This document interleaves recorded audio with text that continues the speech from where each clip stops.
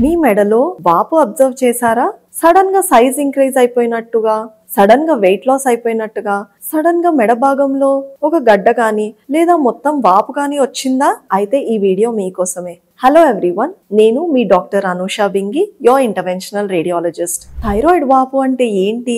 Thyroid వాపు అనేది మనం చాలా మటుకు చూస్తూ ఉంటాము. అది ఎలాగంటే సడన్ గా ఒక మెడలో సైజ్ ఇంక్రీజ్ అయిపోయినట్టు, సడన్ గా వెయిట్ లాస్ అయిపోతారు. థైరాయిడ్ టెస్ట్ చేస్తే అన్ని నార్మల్ గానే ఉన్నట్టుగా ఉన్నా కూడా థైరాయిడ్ గ్లాండ్ అనేది ఇంక్రీజ్ అవుతుంది. అది ఎలా వస్తుంది అంటే అది హార్మోన్ ఇంబ్యాలెన్స్ అవ్వచ్చు, థైరాయిడ్ ఐటిస్ తో అవ్వచ్చు.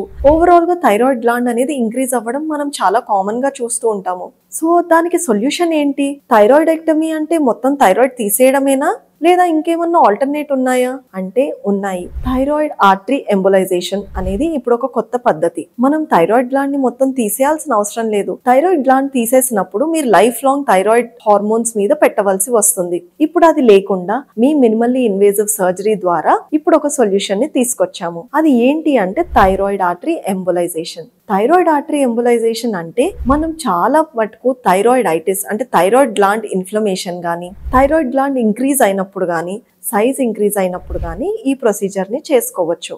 అది ఎలాగా అంటే ఒక కెథెటర్ ద్వారా, ఒక చిన్న పిన్ హోల్ సర్జరీ ద్వారా మీ చేతి ద్వారా కానీ లేకపోతే తొడ భాగంలో కానీ ఒక యాక్సెస్ తీసుకొని థైరాయిడ్ గ్లాండ్ కి సప్లై చేసే ఆర్టరీని మనం బ్లాక్ చేసుకుంటాం. సో మొత్తం బ్లాక్ చేసుకుంటే దానికి సప్లై ఎలాగా అంటే లేదు, థైరాయిడ్ గ్లాండ్ కి మల్టిపుల్ సప్లైస్ ఉంటాయి.